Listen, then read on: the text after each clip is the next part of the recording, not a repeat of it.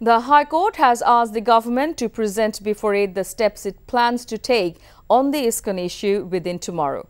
A lawyer filed a petition with the HC bench of Justice Farah Mahbub today, seeking a ban on ISKCON's activities. The lawyer filed the petition while presenting a newspaper article which documented the recent unrest that ensued surrounding the arrest of former ISKCON Bangladesh leader Chinmoy. In view of this petition, the court summoned the Attorney General to the court to inquire about the opinion of the state. The Attorney General said at the court today that, like people all over the country, his heart is also bleeding. আমার কোর্টের কাছে prayer ছিল যে চট্টগ্রাম কোর্টে যে আমার learned ব্রাদারকে হত্যা করা হয়েছে, এই লার্নেড ব্রাদারের হত্যার জন্য একটা সুস্থ বিচার এবং ইসকনকে নিষিদ্ধ করা হোক। এই ঘটনা একটি ক্রিমিনাল অফেন্স। সরকার গুরুত্ব সহকারে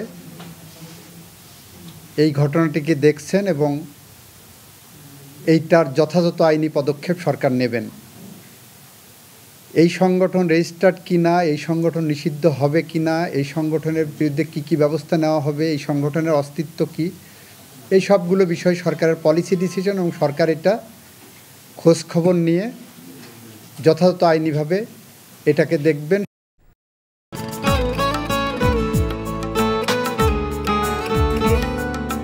আপনার নামটা? নীলা। রাহুল। ওকে, এই মেয়েটারে তোর ভাবি সবাই কেমন লাগবে? আপনাকে না বলছে আমাকে ফলো না করতে? ফলো কেন করতেছিলেন? আপনাকে দেখতে ইচ্ছে করে আমার, আপনার সাথে কথা বলতে ইচ্ছে করে। আমি কি করব ঠিক বুঝতে পারছি না।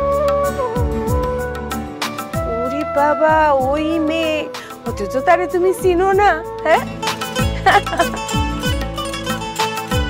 কি মায়ায় তাকাও তুমি, একটু দেখে চোখের খেয়াল, তোমায় দেখার তৃষ্ণা ভীষণ। ভালোবাসায় বুঝি দেনা পাওনা থাকে?